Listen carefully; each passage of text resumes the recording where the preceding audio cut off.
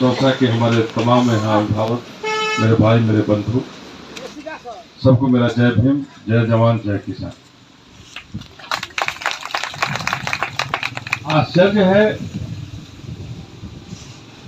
कि हम बिहार के बक्सर जिला में चौसा में थर्मल पावर के बाहर 1 साल 3 दिन से धरना पर बैठे हैं और बिहार की या केंद्र की ये दोनों सरकारें हमसे किनारा करके अपना रोजगार चला रही है। जनता लूट रही है तो लूटते रहे, लेकिन हम अपने हिसाब से चलते रहेंगे। ये उस सिस्टम पर सरकारें चल रही है। आज समझने की जरूरत है कि 1064 एकड़ जमीन हमारा गया। हमारे बाप दादा ने क्या अपराध किया था, हमने क्या अपराध किया था कि हम यहाँ चौसा के बनारपुर, सिकरौल, चौसा, अखौरीपुर और गांवों में हमारा घर हो गया है। क्या कौन सा अपराध था? ये समझने की जरूरत है कि आखिर ये अपराध हमारा कौन सा था, क्यों इस तरह की सरकारों ने किया।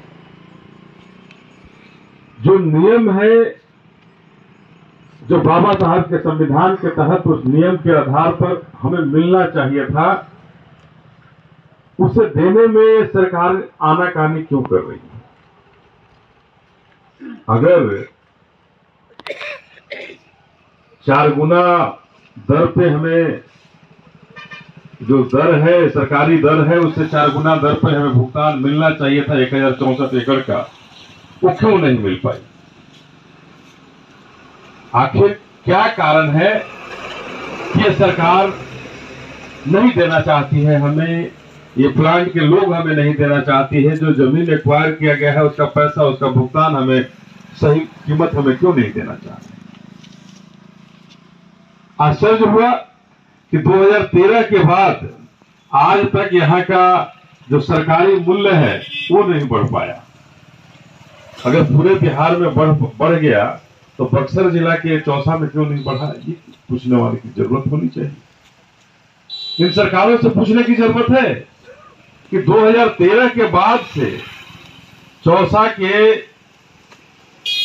पावर प्लांट के जो गांव है, पावर प्लांट जिन गांवों में बसाया गया है, पावर प्लांट को लाया गया है, उन गांवों में बाजार मूल्य की बात छोड़ दें, सरकारी मूल्य को क्यों नहीं बढ़ाया गया? जब बाजार मूल्य बढ़ रहा है तो सरकारी मूल्य क्यों नहीं बढ़ाया गया?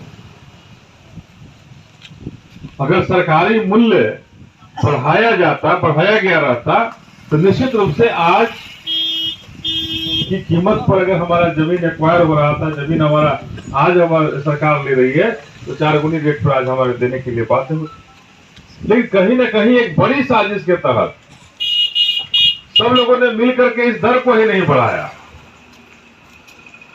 जिसकी वजह से हमें भुगतान नहीं करना पड़े। 2013 के बाद आज भी उसी दर पर हम भुगतान करेंगे।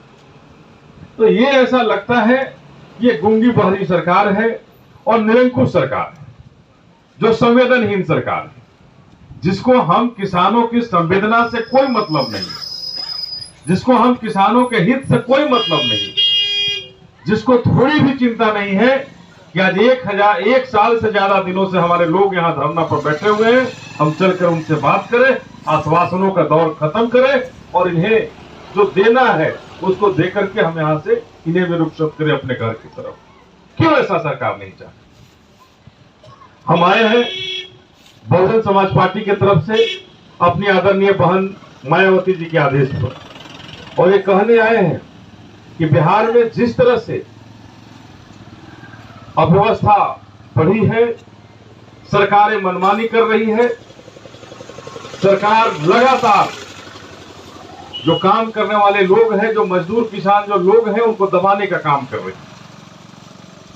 तो हम आए हैं अपना समर्थन देने आपको, कि बहुजन समाज पार्टी आपको समर्थन देती है कि आज हमारा मूल्य मिलना चाहिए, हमारा उचित मूल्य मिलना चाहिए। चाहे इस लड़ाई में आपको जो करना पड़ेगा बहुजन समाज पार्टी भी आपके कंधों से कंधों मिलाकर के चलना तैयार।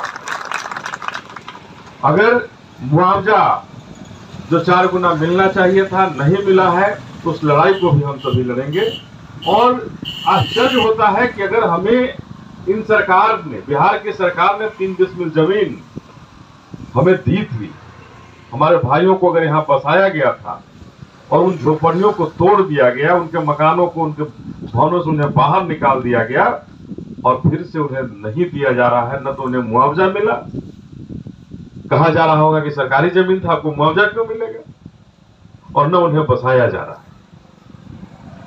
तो हमें लगता है कि अंग्रेजों के शासन में भी ऐसा नहीं होता होगा जो इस बिहार के शासन और भारत की सरकारों ने इस तरह की। ये कौन सी शासन व्यवस्था है?